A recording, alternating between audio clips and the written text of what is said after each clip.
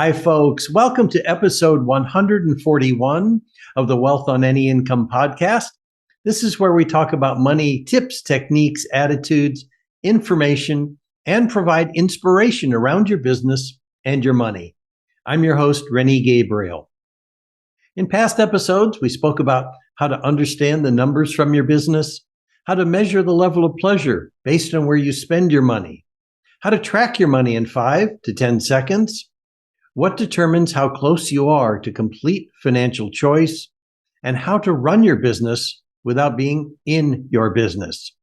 Last week, we had Brad Barrett, the author of Retire Right, Secure the Right Path to Your Retirement, and the host of 2 podcasts. Today, we have as our guest, Dr. Stefan Zavalin.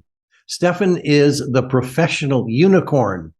After losing his vision in graduate school, Stefan not only finished his degree, but went on to work in the clinic, start a business, write a book, and give a TEDx talk. He now empowers entrepreneurs with creative communication in their business, which eliminates any chance of competition. Stefan, welcome to the Wealth on Any Income podcast. Thank you for having me. It's a blast. I love the enthusiasm with which you do the intros. It really sets up such an awesome energy for the whole episode. Thank you. Well, and I like to have guests like you who've got energy as well. So it's a perfect fit. Agreed. Well, let's get right to it with some questions. It's not clear in the bio what you do. So tell me what you do and why you're doing what you do. So what I do is creative communication assessments. And what that really is as business owners and entrepreneurs, a lot of people don't know how to communicate what it is that they're actually doing. It sounds very different on different platforms. Their website looks different at their social media, and then their elevator pitch does not reflect them as a human being at all. And so what I do is take a look at all of that and say, hey, this is what it all sounds like. And I think this is what you're trying to make it sound like. Let's rehash these things and assess how we need to communicate differently. And the creative part comes from the fact that each one of us has something special and unique. And that's my real why I do all of it, is because in business, we tend to just shove that down and say, well, this is how everyone else is doing it. So I'm going to look at that and always do it just like that. But you have your own unique creative way of doing it. Even this podcast is its own different, unique way of doing a podcast. So each part can be communicated creatively and differently for each individual. And that's why there's no competition, because nobody can truly be you the way that you can be you. Thank you. And that makes sense. Now, one of the things that you said, and this not only is a podcast for audio, but it also goes on YouTube, so it's visual. And one of the things that struck me when you were speaking, knowing that you're blind, is you said something about when you see the different things they have on different platforms, and my being, I don't know, because I've lived under a rock, whatever. How do you see the different things on their different platforms? Sure. And part of this is that when I say blind, it's not pitch black. It's not that I see absolutely nothing. It's that things are generally a little bit blurred. And now with technology, it's fantastic that we can have things read out. But overall, and this is the interesting part, is there's so much about not what people say, but also how they might say it. Because one of my favorite things that I always love, and you've been on networking events and people have heard this, is when somebody goes, I am so passionate about helping people. And you're going, I know you're saying the words you think are right, but you're dead in the eyes. What are you doing? You can hear it. You don't even maybe have to see their face, but you can hear it. And so there are so many different other ways that they might communicate it, in the colors that they choose or the fonts that they choose, that sometimes it doesn't have to be a 100% seeing eye person for you to be able to communicate clearly what it is that you're doing. Thank you. Thank you for that. And I apologize for laughing right in the middle of what you were saying, because it was so obvious to anyone the disparity in what someone is saying and the tone that they're using. Thank you, Stefan. That's terrific. Yes, I'm very passionate about that. That's beautiful. Let me ask you this. Now, you know that I donate 100% of the profits from the work I do, my books and programs, to various animal and veteran charities. Tell me about any charities that you support, whether it's something local to you. Tell me what you like. Well, we love animals. Not to make half of the population hate me for some unapparent reason, but we are vegan. And so we love going to the zoo. That's one of our favorite things, is because if I'm blind, the animals are brought closer to me where I get to see them. And so the zoo consistently, local zoo, we lived in Nashville, now we're in Los Angeles. The zoos always have some sort of way that they're helping out, and you can donate to them. It can be in time or it can be in money. And so I find that the zoos are absolutely one of the best. We were actually just walking in Griffith Park a couple of weeks ago, and there was the zoo picking out invasive species as a way to help out the community. So that's our biggest kind of contribution. Thank you. Thank you so much. Well, tell me, who are your target markets? It has come across that a lot of people in tech and entrepreneurs have a hard time communicating what in the world they actually do. They tend to get way into the weeds, and the rest of us go, huh? Because we're so unsure about what it is that they actually do. And in that part, the communication piece is very important, because their websites might have all the right colors, but I'm looking at it and I'm going, I don't really know what you do or what sets you apart. So in a large way, it's those tech entrepreneurs that I really tend to work with the most. But anybody who feels that their industry is boring, or they feel like, I don't know, nothing makes me different, those are the kind of entrepreneurs that I really like to work with. And I do work with small companies. It's really more solo entrepreneurs or little tiny companies, because the big ones, there's so much red tape and all that stuff. I want you to be able to express who you truly are, and you can. Thank you. That's terrific. And as you were speaking, it reminded me of when I owned a pension administration company. And this is not a knock on engineers, because I have similar ways of behaving. But I remember I didn't enjoy working with engineers, because they would ask me what time it was. I would tell them what time it was. And then they wanted me to tell them how the watch was manufactured that gave them the time. And I realized, well, I do have some of those tendencies. Just telling me the time is not good enough. I want to know how you arrived at it. But as a salesperson for the pension company, I was the marketing person. I just got kind of tired of explaining how our computer came to the numbers that it came to for their retirement plan. But anyway, the point is, I would think tech entrepreneurs could fall in the same space, where they are so in the weeds that, yeah, you have no idea where they've gone. Absolutely. It is always interesting, because they think that everybody does that, and they think that's what everybody wants to know, and they will communicate that to you. So when you ask the time, they would communicate all those things. You're going, I just asked the time. You didn't need to give it to me to the millisecond. We're good. Yeah. This is one of my favorite questions. Tell me, it's a two-part question, what your biggest failure was, personal or business, and then what insight you gained from that. So I have an interesting answer to this, because I think my biggest failure was getting my doctorate. And that can be baffling to many people. And there's a slew of reasons why. Firstly, that kind of resulted in me losing my vision, because it was during that time that I ended up in Philadelphia. And as a result, I got a parasite in my eye, because I have not been blind my whole life. This is rather recent occurrence in my lifespan, speaking wise. So there was that. And yes, that's a huge difficulty all within itself. But then I came back, I finished the doctorate, like we said in the intro.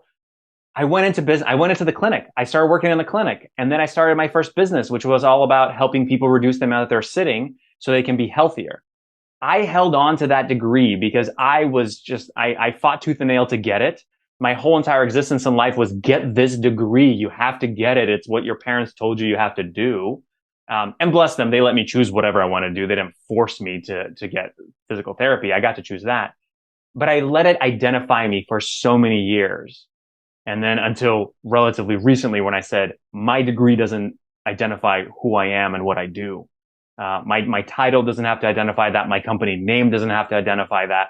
I can choose kind of what I do and why I do it from a variety of other sources. And so in a way, it was a failure because it held me back for so many years.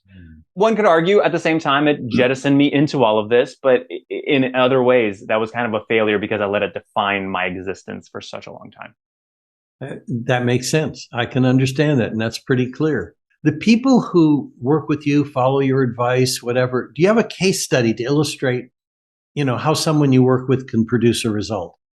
Absolutely. This is almost like the I'm so passionate case study. And this is one that I'm sure a lot of people go, what do these people do? And it's from a life coach. You're going, everybody's a life coach. All right, great. So I was at a networking event. This woman gets on to do her 30-second, 40-second part. And she goes, I'm a life coach, CBD advocate. I do horse therapy, yoga, meditation. Okay, I don't really know what that means. I'm like, oh, I know what those words mean. I kind of put her in a box of like, that's what she does. But there was something about the energy, the way she delivered it. I said, let me have a one-on-one. Let me learn more about this person. So we set up a one-on-one. Before I got on, I looked at her LinkedIn and it said, life coach, CBD advocate, horse therapy, meditation. All right, great. We get on. I say, hey, great to catch up with you again. I've looked at your LinkedIn. I would love to learn more about what it is that you do. Without missing a beat, she goes, yeah. CBD, life coach, like horse therapy. I'm like, okay, that's great. But what do you do with your clients? And she goes, well, I use CBD. I do some meditation and yoga to help them. And I'm going, okay, I've given you 4 times to communicate to me what it is that you do. And I have no idea what you actually do. Like, what are the results that you get out of people? So I said, let me ask you this way. Who do you love working with? If you didn't even have to get paid, what are the clients that you went, oh my goodness, this was the right person? And she paused and said, divorced women. And I went, wow, that was kind of quick and kind of specific. Why? And she said, well, I got divorced early in my life. And so I can really connect and use these various therapies to help women that got divorced earlier in their lives. I was like, perfect. What are the things that they tell you? What do they get out of it? She goes, they always say the same 3 things. They say, I feel calm, confident, and peaceful. And so I went, okay, instead of saying all of those labels, how about you just say, I support independent women in finding calm, confidence, and peace in their hectic lives.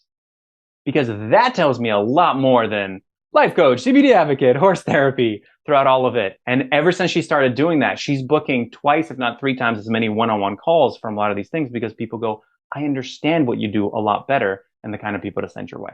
Yeah, that makes so much sense because I'm trying to figure out, as you were describing her talking about what she does, I was trying to figure out, well, wait a second, how does she get a horse to do yoga?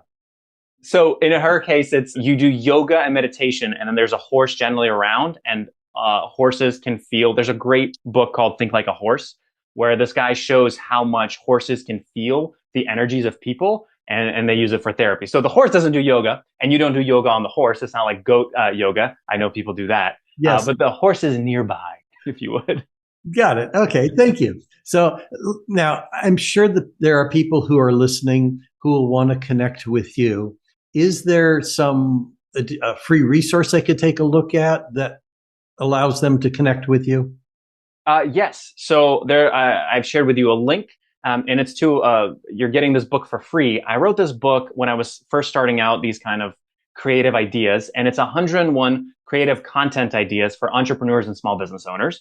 And it goes through a slew of different industries, and it gives you this idea of how you might be thinking differently about creating social media content. And that it doesn't have to be a chore. It doesn't have to be this crazy thing. It's just showcasing you, but that you just haven't thought about it this way. And so there'll be a link, and then you can connect with me through that email easily the same way, or find me on any of the social medias because I'm constantly talking about this stuff. Perfect. And so I do have that link. It's your name /free book. I will have that in the show notes for people to just click on. And is there a question that I should have asked you that would also give some great value to those who are listening? I think my latest soapbox that I wasn't on for a while is that difference between authenticity and humanity, and that we actually, even though we're told to be authentic in our business, we shouldn't be authentic in our business. Oh.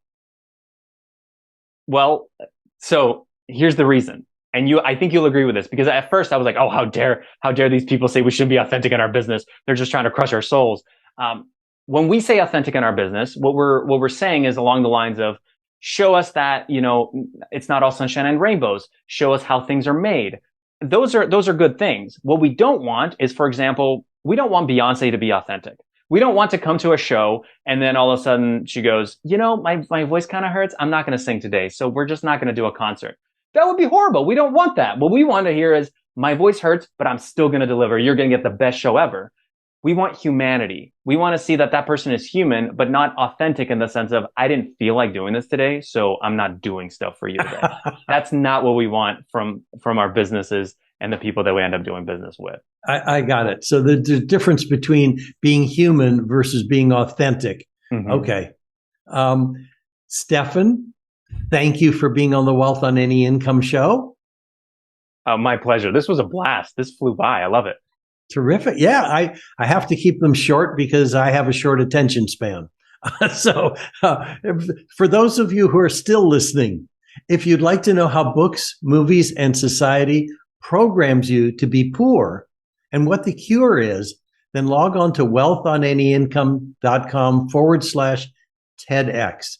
You'll hear my TEDx talk, not Stefan's, and you can request a free 9-step roadmap to complete financial choice and philanthropy, and receive a weekly email with tips, techniques, or inspiration around your business or your money. And if you'd like to see how you can increase your wealth and donate to the causes that touch your heart, please check out our affordable program, Wealth with Purpose. To my listeners, thank you for tuning in. You can listen to the Wealth on Any Income podcast on your favorite platform, and please rate, review, and subscribe. Until next week, be prosperous. Bye-bye for now.